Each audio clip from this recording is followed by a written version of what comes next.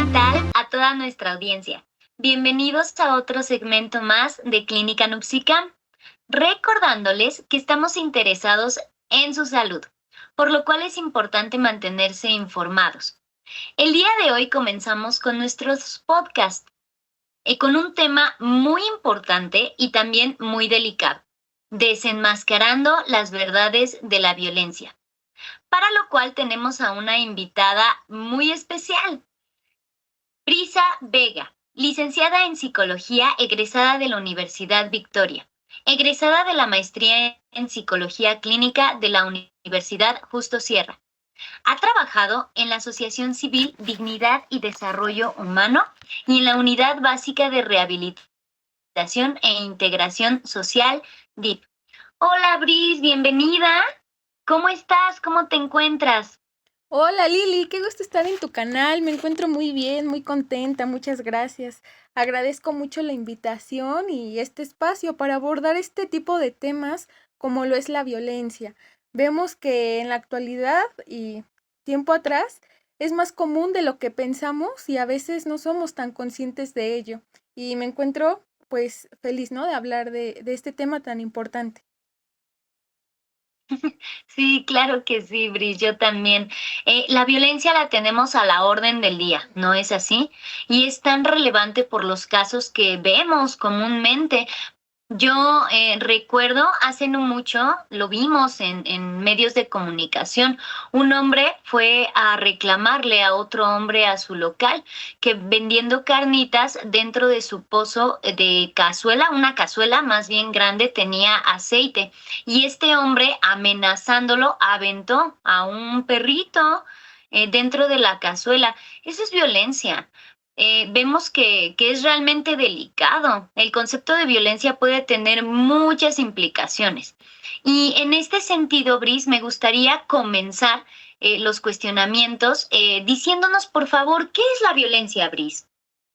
Sí, efectivamente, Lili. Ese y muchos casos que vemos en las noticias referentes a la violencia hacia los animales o inclusive hacia las mismas personas. Es una realidad de nuestro país, de nuestro mundo, ¿no? Y bueno, contestando a tu pregunta, según la OMS, la violencia es un uso intencional de la fuerza física o también del poder. Esto puede ser contra uno mismo, hacia otra persona o a una comunidad. Y pues generalmente tiene como resultado, Lili, un daño psicológico, pueden ser lesiones, muerte, privación o algún trastorno del desarrollo. Claro. Y como tú lo acabas de mencionar, se observa cómo se involucran muchas cosas, desde lesiones hasta la misma muerte. He oído casos, Bris, por ejemplo, de niños que crían totalmente encerrados. Hagan de cuenta, para el público que nos esté escuchando, niños que están totalmente en un cuarto. Apenas ahí les llevan de comer, apenas ahí hacen sus necesidades, totalmente privados de su libertad, disminuyendo así significativamente sus recursos cognitivos. No tienen contacto con el exterior, no tienen educación, no tienen nada. ¿Eso es violencia? Exacto, esa es una consecuencia de la violencia hacia los infantes. Y este ejemplo que mencionas se puede ver reflejado como una consecuencia el déficit de habilidades sociales, ¿no? En este caso. Y fíjate, un dato interesante es que en México, 3 de 4 niños de entre 2 y 4 años sufren con regularidad castigos corporales o violencia psicológica de parte de sus cuidadores principales. En algunos casos son sus padres o sus tíos, ¿no? Es decir, 300 millones de niños aproximadamente, ¿no? Sufren esta violencia.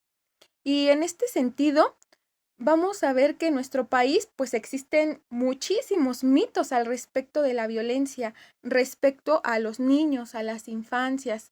Te voy a decir uno que es muy común, creo que a ver si ya lo has escuchado. Los gritos o Ok. insultos, ajá, los gritos e insultos no dejan secuelas en los niños, ¿no? Y en este sentido, vemos que pues la realidad es que las agresiones verbales dejan secuelas en el autoestima de los niños. ¿no? Tomando los niños esas palabras, esas verbalizaciones como verdades absolutas, ¿no? Y pues se ha visto que también los niños, Lili, que tienen una disciplina violenta al ser educados en la crianza, pues se ha visto que tienden a ser más hostiles, más agresivos, menos independientes y también más proclives al consumo de sustancias.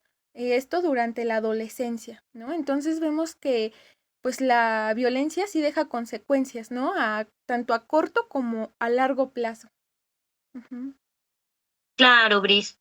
Nosotros sabemos que los niños después se convierten en adultos con un concepto, por ejemplo, aunándolo a lo que decías, un concepto de inutilidad, o que repiten acciones violentas con sus parejas, por ejemplo.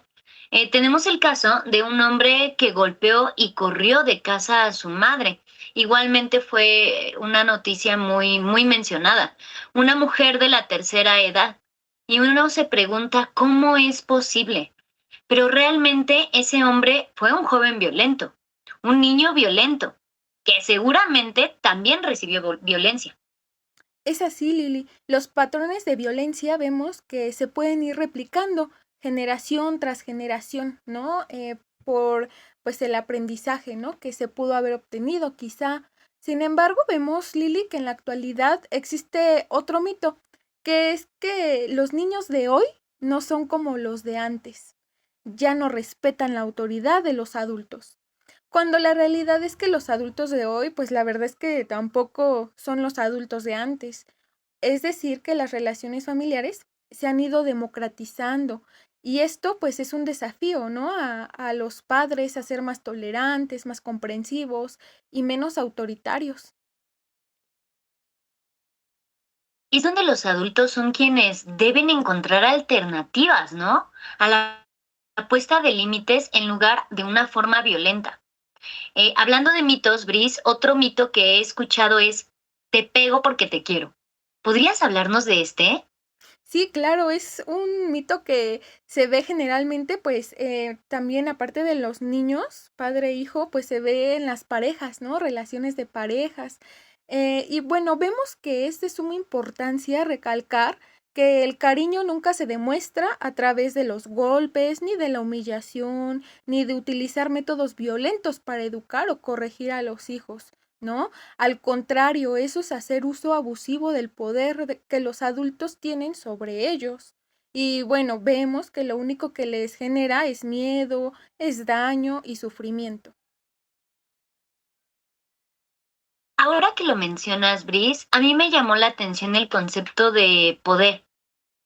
Fíjate que como muchos términos proviene del latín, me di a la tarea de buscar algunas palabras, ¿verdad?, relacionadas con nuestro tema, y del latín potere, que significa es posible, o sea, ser capaz de algo. Entonces mi pregunta es, ¿necesitas poder para ejercer violencia? Justamente, Lili, desde la descripción de violencia se menciona un uso intencional del poder para generar algún daño hacia otra persona, ¿no? Y vemos que dentro de eso existe un concepto de asimetría, que es no estar simétrico, no estar equilibrado, ¿no? Alguien más tiene el poder, ¿no? Em, en este sentido, vemos algunos ejemplos. Por ejemplo, el poder del jefe hacia su personal a cargo, ¿no? Vemos ahí una relación de asimetría. También otro ejemplo es que los niños corpulentos, pues que acosan a los más vulnerables, ¿no? Puede ser que no estén tan corpulentos, que estén flaquitos, ¿no? O que las parejas que llevan la economía en casa pues tengan cierto poder sobre su pareja que no, ¿no? Entonces vemos que puede existir diferentes tipos de poder, físico, económico, psicológico, ¿no? De más recursos, em, entre de ellos, ¿no? Y bueno, vemos que la violencia también tiene mitos respecto, pues, en general a muchas cosas relacionadas a la violencia y entre de ellas relacionadas a las mujeres.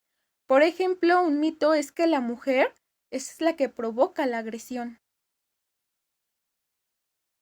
Por supuesto. Sabemos que las diferencias neuroanatómicas nos hacen ser diferentes. Como mujeres somos más verbales, más sentimentales. ¿Y eso debería de provocar la agresión? Yo no lo creo. Se han generado muchas frases incluso, como pegas o corres como niña, niña el último, o si maneja mal, es mujer. Y son estereotipos que se han construido a través del tiempo en una cultura que lo normalizó. Sí, por supuesto. Y dentro de esa normalización de la violencia se puede encontrar otro mito, el cual es que la conducta violenta es natural del ser humano, ¿no? ¿Cuántas veces no hemos escuchado eso? Y pues la verdad es que se observa en diversos estudios que la violencia es algo que se aprende a través de la cultura, a través de la familia, de la escuela. Y en ese sentido, Lili, resulta de suma importancia aprender que las diferencias entre los hombres y las mujeres que comentas suman al otro, ya que al tener diferentes habilidades se pueden aprender de ello en lugar de atacarlo. Claro, hombres y mujeres somos diferentes, pero fíjate que eso es lo que hace que nos complementemos. Estamos diseñados diferentes, tenemos propósitos distintos y eso es genial. Y comentando todo esto, resaltan también los tipos de violencia, ¿no es así? Es posible, Brice, que nos comentes los tipos de violencia y así podamos abrir un poquito más nuestro panorama. Claro, Lili. Existen diversas categorías para agrupar los tipos de violencia. Sin embargo, aquí vamos a ver dos grandes categorías. La primera es por la acción implicada. Y estas se desmontan tres, que es la violencia verbal, la violencia psicológica y la violencia física.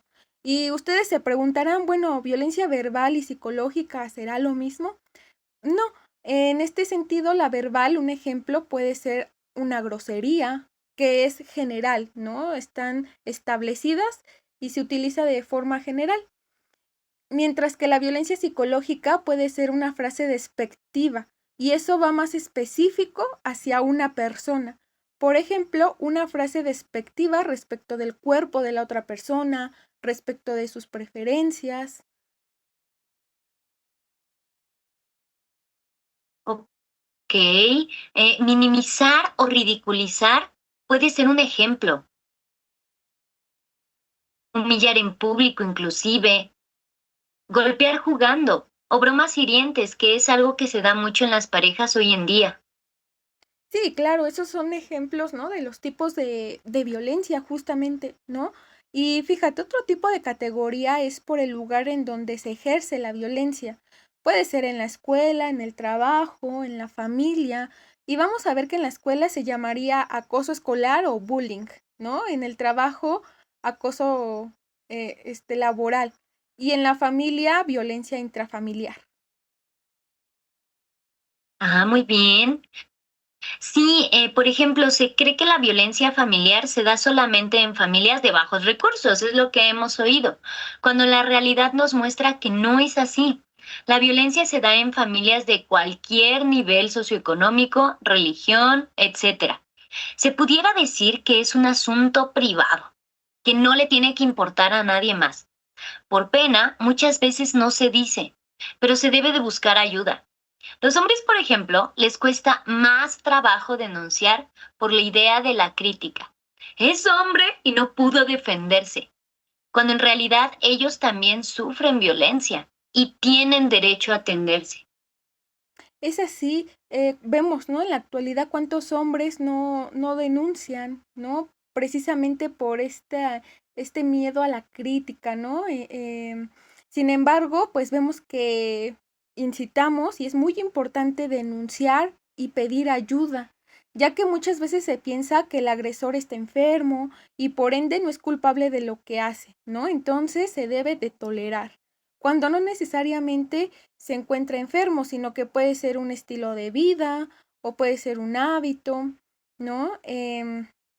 Entonces, pues invitamos al público, ¿no? A denunciar, ¿no? Ya sea si se está teniendo alguna situación de violencia o se está observando en alguien más, ¿no?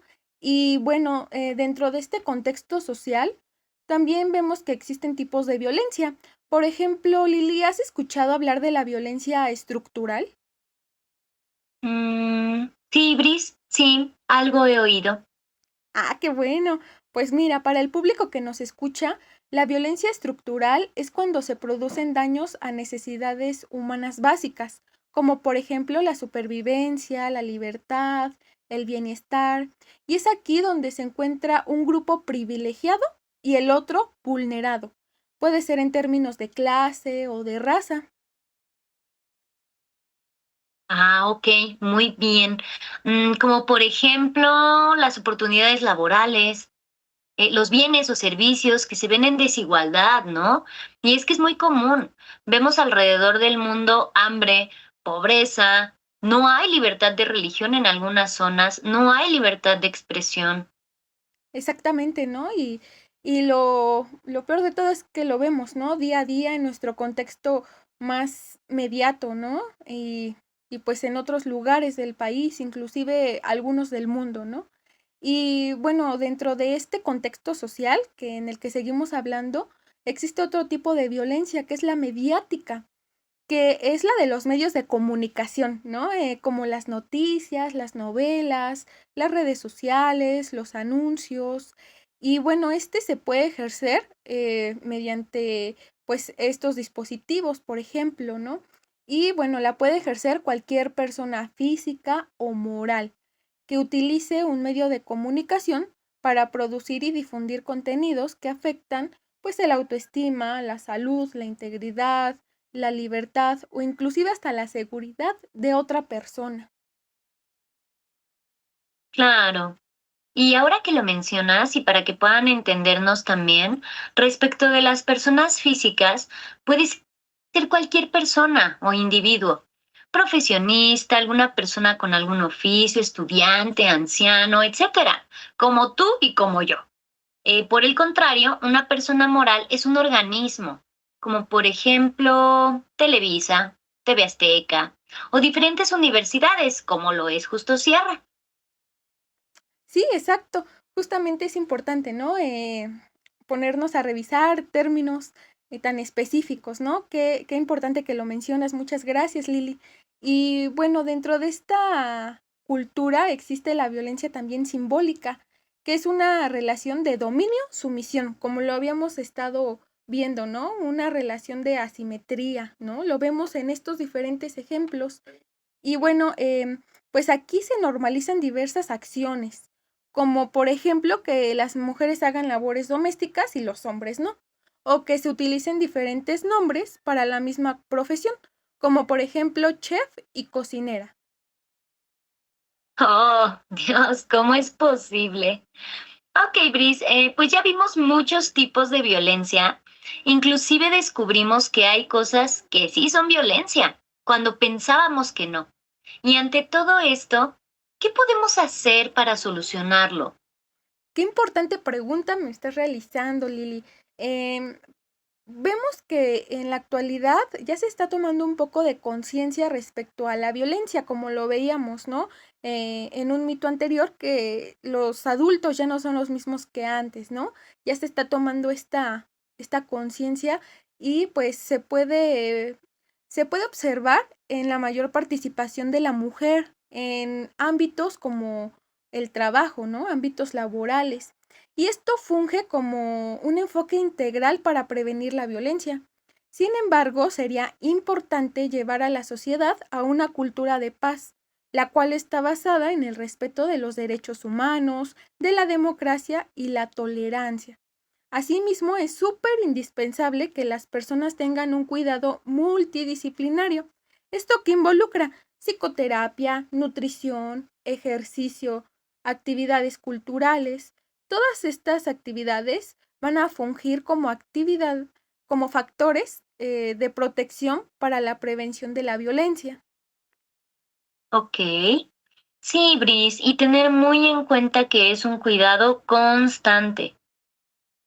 Convertirlo en un hábito, mediante la promoción del desarrollo, la educación para la paz y la libre circulación de información. Por supuesto, en donde se propicien actividades encaminadas a crear condiciones para el establecimiento de la paz y de su consolidación. Así es, Bris. Muy importante en realidad la cultura de la paz, una de las muchas partes que nos ayudará a convivir mejor unos con otros. Con este concepto cerramos el delicado pero indispensable tema, desenmascarando las verdades de la violencia. Hoy conocimos términos, desmentimos mitos, oímos valiosos ejemplos y nos vamos agradecidos con esta vasta información. Y recuerden que en Clínica Nupsicam contamos con servicio de nutrición y psicología. Los esperamos. Bris, te agradezco muchísimo tu valiosa aportación. Estoy segura de que tu conocimiento le será útil a más de uno. Ay, muchas gracias a ti, Lili, y a la Clínica Nupsicam por brindarme este espacio. Asimismo, agradezco a tu público por interesarse en este tema de la violencia que nos compete a todos el tomar conciencia y trabajar en ello. Muchas gracias, Bris. Hasta luego. Hasta luego.